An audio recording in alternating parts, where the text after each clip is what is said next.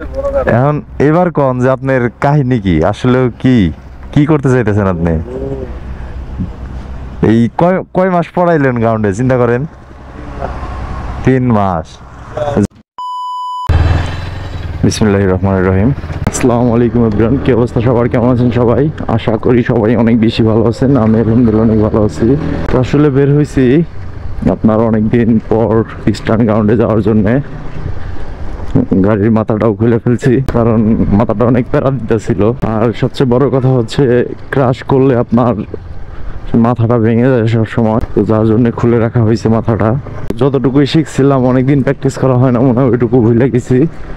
তো আসলে গ্রাউন্ডে যাওয়ার পর বাদ বাকিটুকু দেখবো কি অবস্থা। তো ইয়াসিন ভাইরে ফোন দিছিলাম, ইয়াসিন ভাই বললো যে বের হয়েছে, ডাইকে ডাইকে বের করা লাগে। যদিও সারাদিন কর্মব্যস্ততার পর আসলে এই ভোরে ঘুম থেকে উঠে যাওয়াটা একটু ক্রিটিক্যাল। কোনো কিছু তো এমনি এমনি অর্জন হবে না, পরিশ্রম করতে হবে প্রচুর।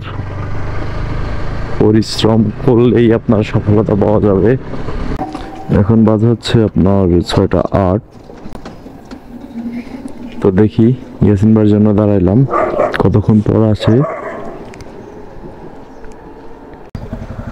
এই লোক প্রতিদিন এমন কি করে যা বলার মতো না। আমরা এখন গ্রাউন্ডের উদ্দেশ্যে যাব। অনেকদিন হইলো গ্রাউন্ডে যাওয়া হয় না, তো গ্রাউন্ডের অবস্থা যে কেমন সঠিক বলতে পারতেছি না।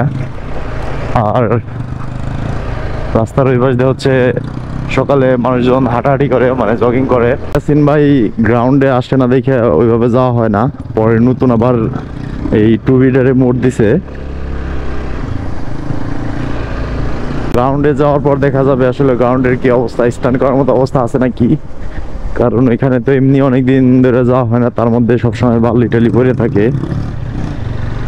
স্ট্যান্ড পারি আর না পারি, একজন স্ট্যান্ডার্ডার যখন বাইক নিয়ে স্ট্যান্ড গ্রাউন্ডে আসে, তার শরীরে এমনি একটু আলাদা জোশ চলে আসে।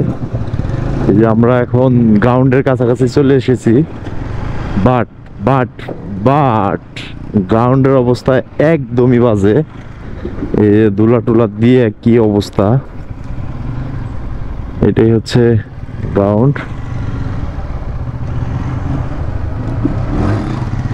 এই যে এসে শুরু করে দিছে।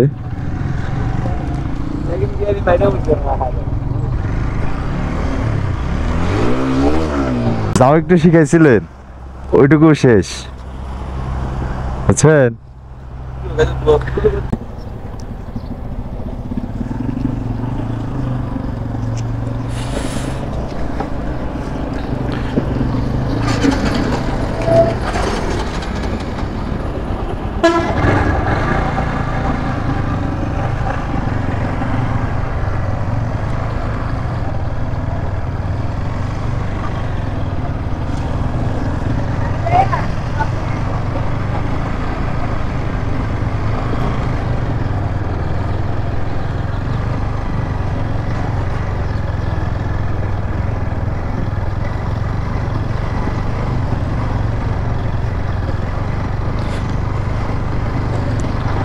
আসলে অনেকদিন পর আবার স্ট্যান্ড গ্রাউন্ডে